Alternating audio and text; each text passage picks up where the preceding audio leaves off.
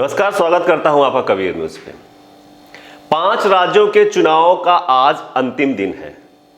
आज वोट डाले जा रहे हैं तो 3 तारीख को रिजल्ट भी आएगा। 3 तारीख को रिजल्ट आ जाएगा, उससे पता चल जाएगा कि किसकी उन 5 राज्यों में सरकार बन रही है।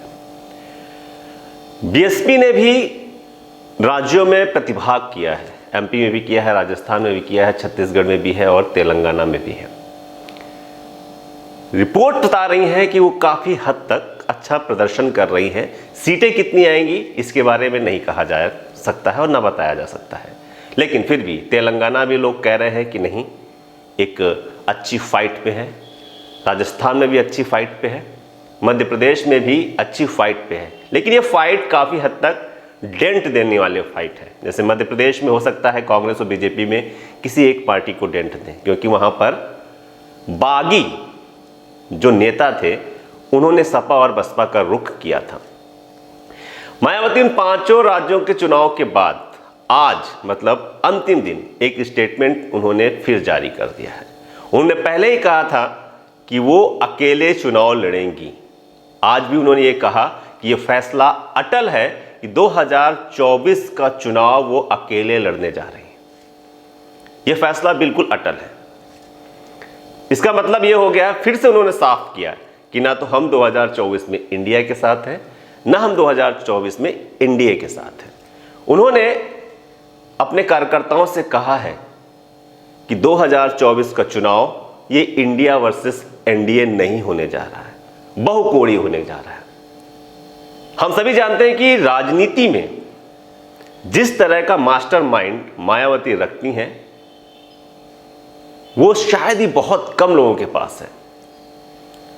अक्सर राजनीतिक गलियारों में एक बात होती भी रहती है कि अगर सही तरीके से नरेंद्र मोदी को कोई हरा सकता है या उनके दिमाग को मात दे सकता है तो वो मायावती है। ये नहीं कह रहे हैं कि वो बीएसपी है, ये मायावती है। मायावती में वो क्षमता है कि नरेंद्र मोदी के दिमाग को हिला सकते हैं, अमित शाह के तिलिस्म को तोड़ सकते हैं। फिर उनका यह कहना कि अब वो ना तो इंडिया में शामिल होंगी ना एनडीए में शामिल होंगी, यह अपने आप में एक अहम बात है। 5 राज्यों के चुनाव के बाद अब उन्होंने रुख किया है उत्तर प्रदेश में। आज लखनऊ में अपने उत्तर प्रदेश और उत्तराखंड के पदाधिकारियों की उन्होंने मीटिंग ली। जिलाध्यक्षों को बुलाया गया, अन्य पदाधिकारियों को बुलाया गया। समीक्षा मीटिंग थी।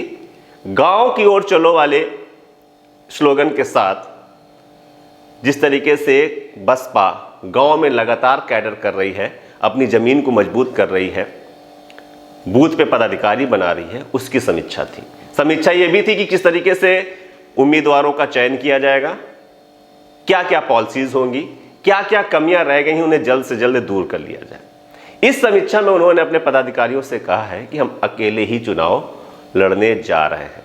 हालांकि ये उन लोगों के लिए बहुत ही थोड़ा सा दुखद है जो ये कह रहे थे कि नहीं, अब सपा थोड़ा सा जो कांग्रेस से दूर गई है, हो सकता है कि बसपा उसका स्थान ले ले। लेकिन मायावती जी ने इस पे भी इन कयासों पर भी विराम लगा दिया है कि नहीं, हम वहां जाने वाले नहीं हैं। भाजपा पे हमलावर हुई हैं। उन्होंने एक लाइन बहुत अच्छी बोली है कि थोड़े से अच्छे दिन 25 करोड़ उत्तर प्रदेश वासियों को नहीं मिल पा रहे हैं। पूरा उत्तर प्रदेश बेरोजगारी, पलायन, अशिक्षा, इन सब चीज़ों से ग्रस्त है। तो अब जनता भी मन बना रखी है कि हम उत्तर प्रदेश से भाजपा को हटाएंगे और दूसरी सरकार को या दूसरे दलों को चुन के सदनों में भेजेंगे। उन्होंने बहुत जोर देते हुए कहा है कि इस बार चाहे कांग्रेस हो या भाजपा हो या सपा हो या बसपा हो या अन्य दल है, किसी को भी बहुमत मिलता हुआ नहीं दिखेगा। इसका मतलब यह है कि यहाँ पर वो ये साबित करना चाह रही हैं कि बसपा की जो इम्पोर्टेंस है वो जैसे इन 5 राज्यों में बढ़ेगी वैसे वैसे उत्तर प्रदेश में भी बढ़ेगी।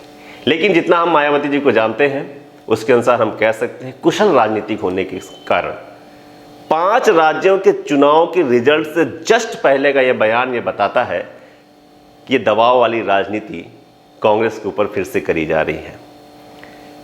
कहीं ना कहीं किसी न किसी राज्य में हो सकता है कि बीएसपी इस डिसाइडिंग फेज में हो कि दूसरे दलों को मायावती जी से समर्थन मांगना पड़े, तो वहां पर एक मजबूत स्थिति में और बार्गेनिंग की स्थिति में लोकसभा में पहुंच जाएंगे मायावती जी।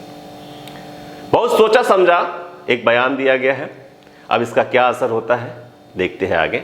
ऐसे और खबरों के लिए बने रहें कबीर न्यूज के साथ। नमस्कार।